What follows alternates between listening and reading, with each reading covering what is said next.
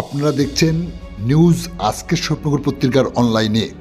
বড়বাকড়া Azizia high মাদ্রাসার পরিচালন সমিতির নির্বাচন আগামী 14ই ডিসেম্বর। ইতিমধ্যে প্রার্থীরা মনোনয়নপত্র জমা দেওয়ার কাজ শেষ করেছে। আগামী 14ই ডিসেম্বর রবিবার সকাল 8টা থেকে শুরু হবে স্বরূপনগর ব্লকের বাকড়া গোকুলপুর গ্রাম পঞ্চায়েত এলাকার বড়বাকড়া আজিজিয়া হাই মাদ্রাসা পরিচালন সমিতির নির্বাচন।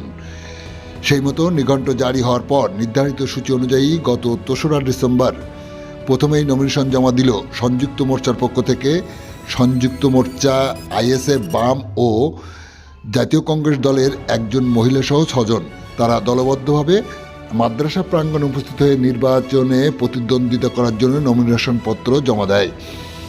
বাম কংগ্রেস ও আইএসএফের পক্ষে ফারুক সর্দার, ইয়ামিন সর্দার, মনিরুল সর্দার, মান্নান গাজী, সাইফুদ্দিন গাজী সহ একজন মহিলা প্রার্থী শামচুন নাহার মনোনয়নপত্র জমা করেন। উপস্থিত ছিলেন সিপিআইএম নেতা কমরেড হামালউদ্দিন আহমেদ, কমরেড শফিকুল সর্দার, আইএসএফ নেতৃত্ব হাবিবুর সর্দার সহ অন্যান্য নেতৃত্বরা।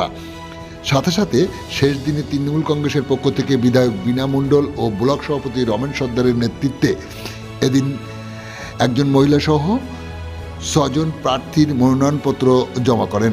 তৃণমূল কংগ্রেসের পক্ষে প্রার্থীরা হলেন আবুল কাশেম ঢালি, আক্তারুল গাজী, রফিক মল্লিক, আরিফ মণ্ডল, শাহারুল ইসলাম মণ্ডল। মহিলা প্রার্থীর নাম লিলিমা বিবি। গত বোর্ড তৃণমূল কংগ্রেসের দায়িত্ব সামলিয়েছেন বলে স্থানীয় সূত্রে জানা যায়। তবে স্থানীয়গতভাবে জানা যায় ইতিমধ্যে এই ভোট প্রক্রিয়াকে কেন্দ্র করে উভয় দলের পক্ষ থেকে এলাকায় ত্রাস সৃষ্টির চেষ্টা করছে। যদিও বাম কংগ্রেস ও আইএসএফের পক্ষ থেকে জানানো হয় যদি নির্বাচনী পরিবেশ ঠিক থাকে তবে তারাই উল্লেখযোগ্যভাবে এই মাদ্রাসা নির্বাচনে ব্যাপকভাবে বিজয়ী হবে। ইতিমধ্যে তার সাড়া মিলেছে বলে দলীয় সূত্রে জানা যায়। মোট ভোটার সংখ্যা 458 জন।